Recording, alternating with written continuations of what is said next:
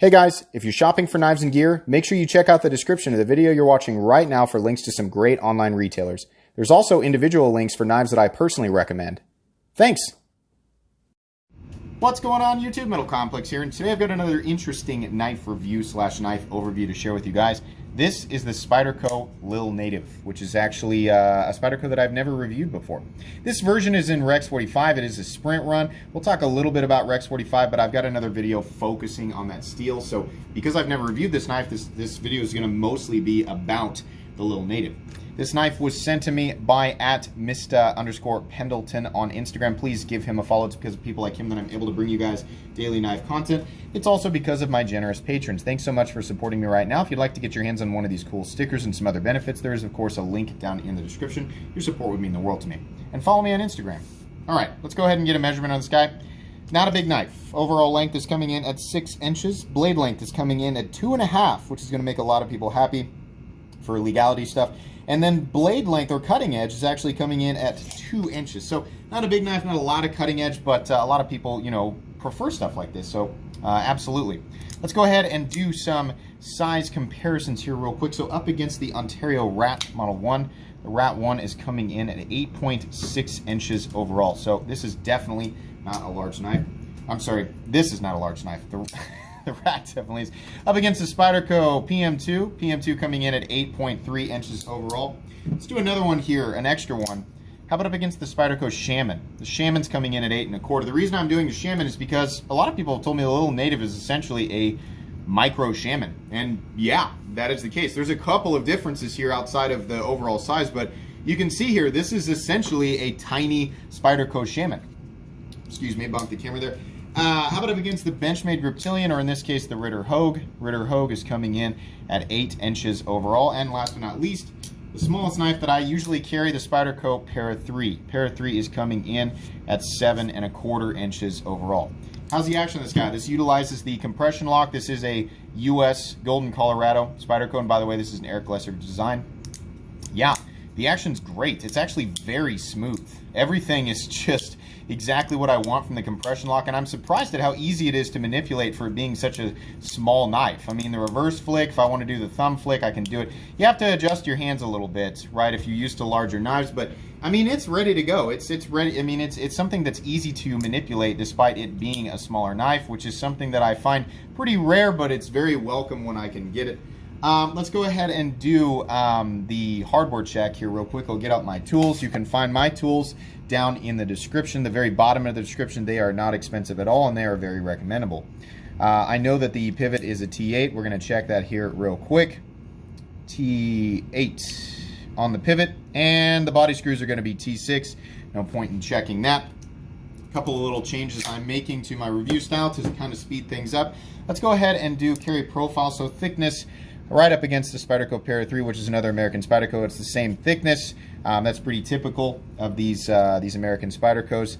How about height up against two knives that are a little tall in the pocket, the PM2 and Para 3. You can see there, because this more resembles the lines of the Shaman, we don't have that really high hump that the PM2 and Para 3 have, so this is not a super tall knife, and it's certainly not a long one.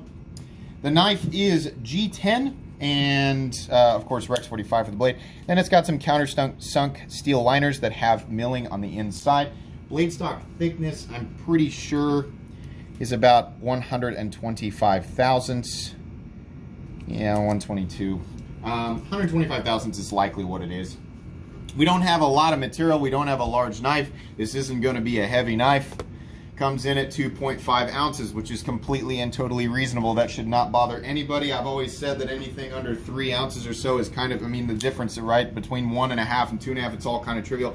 This is an easy knife to carry. It doesn't really matter what your pants are. If they're athletic shorts, skinny jeans, they're jeans, whatever, right? If you don't like that thickness, it's fine. You don't like the thickness. To me, it's not a thick knife. It's not a heavy knife. It's not a knife that's hard to carry. This should be very welcome in many different types of pockets. I don't know where all this debris is coming from, whatever.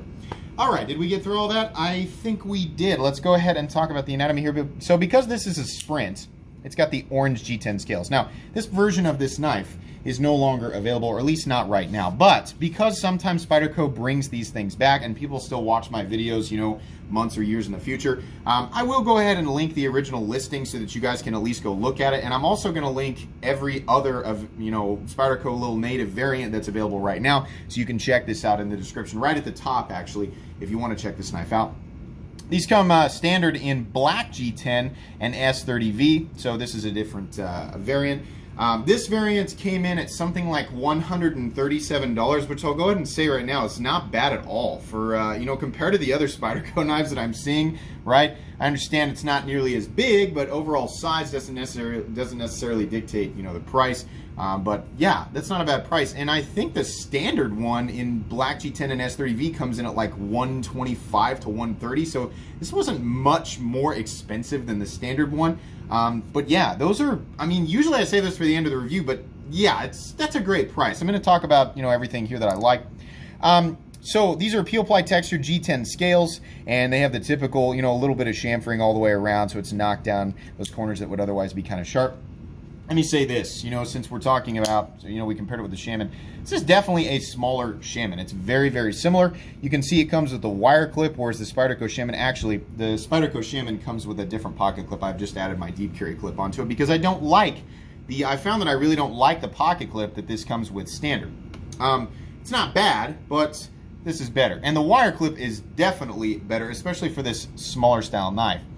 So I like the wire clip actually quite a bit on this. I don't have a problem with it at all, and there's no lanyard hole to be you know, emphasized over the clip or prioritized over the clip, so that's great.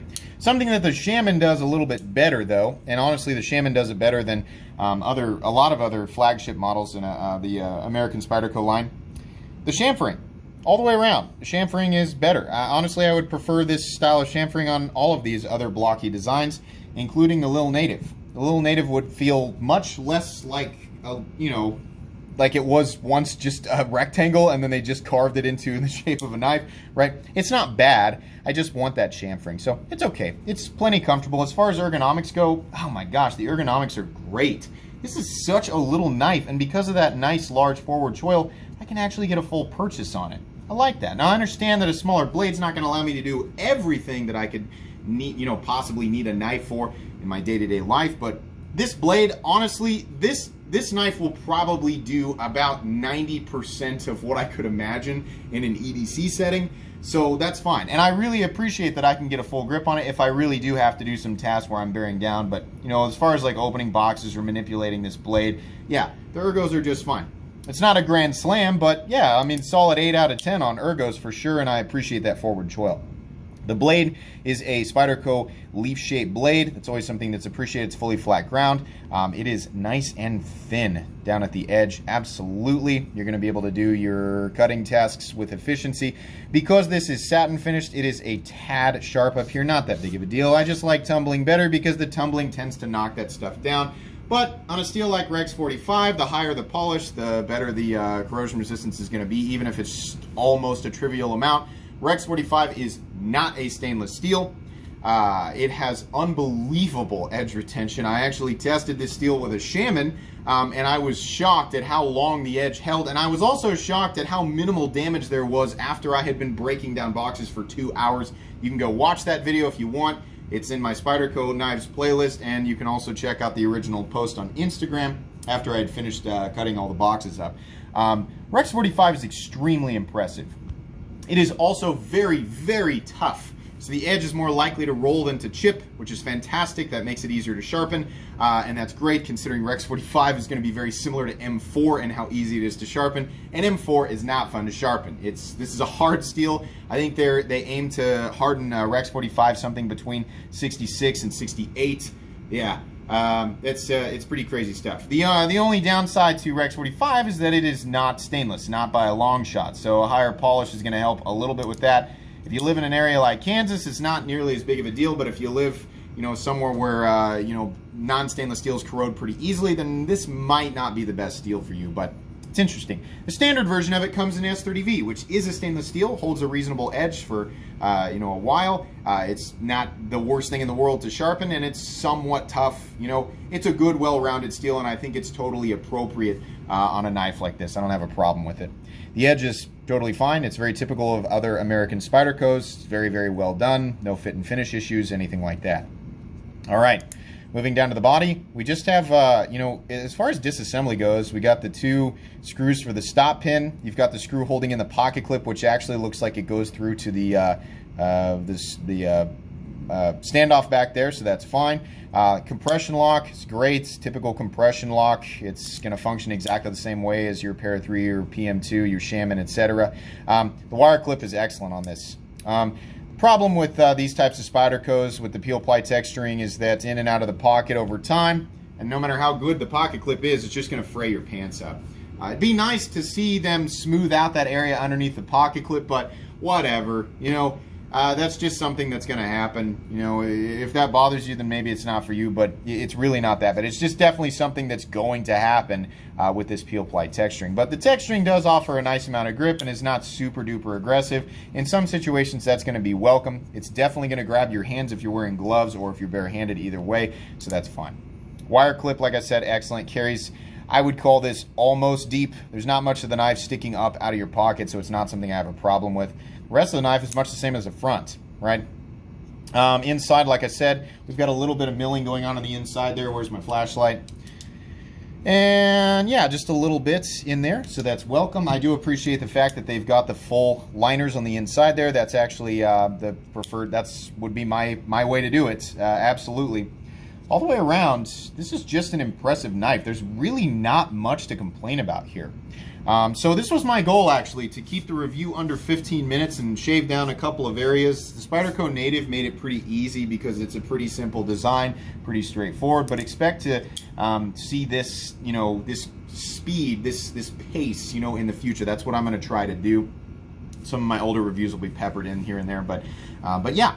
Really, there's not much to complain about here. It's a smaller knife, so if you don't like smaller knives or you have XL hands, it's not going to be something that's for you, right? But people who like smaller knives or people who are limited by the laws in their area are really going to be happy with that. I like the Rex 45 version. There wasn't a bad price on it. The standard S30V version is totally acceptable in the price range at $125 to $130. That's just my opinion. I don't like that it's got T6 screws. I wish they had gone ahead and just added another T8 right there. That would have been great. Gosh, what can I complain about here, really? I mean, this version has a satin blade. I think the standard version has a satin blade. It sure would have been nice if they offered a tumbled variant to knock those corners down, or at least knock the corners down on the satin version. It would be really nice. Now, I could be wrong about that. They might actually offer a satin version of this. They also come in serrated, and I'm sure there's also a DLC-coated one, the tungsten-based DLC, if you want that. And then I really would have liked to see excess chamfering like on the Shaman, but that applies to a lot of stuff in the Spyderco line that really needs it and doesn't have it. This was a really easy review. I don't carry a lot of smaller knives, but I love smaller knives that I can get a full grip on. That's the main benefit here, on top of the fact that it's very easy to manipulate for a small knife, right? So ergos are great, manipulation is great, running on phosphor bronze washers so you can actually use it. Yeah, definitely. If you like the Shaman but it's just way too big for you, this might be a little bit better. I gotta admit, I'd kind of like to see, you know, something like the Shaman, essentially, you know, this knife, but a little bit longer, some excess chamfering, keep the T8 screws everywhere, and then keep the wire clip, make it a tumbled blade, and this would be about the most excellent small knife that exists. What I'm describing there is very similar to the Para 3, just with a different blade shape, right? If this were about, you know, around the size of the Para 3, had that excess chamfering, kept the same blade shape, and had the wire clip, I think it would have been an absolute home run, but in its current configuration, it is absolutely great. So this knife will be going on my most recommended knives playlist, and also my Spyderco knives playlist. So if you're a Spyderco fan, check out that playlist, because I've got a lot of Spyderco videos. Holy cow, we're at 14 minutes. That actually, that worked out. Guys, that's gonna be pretty much it for today's overview / review of the Rex 45 Lil Native. Like I said, links down in the description if you'd like to check out the Lil Native for yourself. That's going to be pretty much it today, guys. If you enjoyed this video, please leave a like. If you'd like to check out my other content, I do, of course, have lots of videos of knives that are either expensive or inexpensive that I do or don't like, so check those out. And if you enjoy all my content, go ahead and click on that metal complex logo right there and subscribe, because there's definitely more coming. Thanks again for watching, everybody, and have a great day.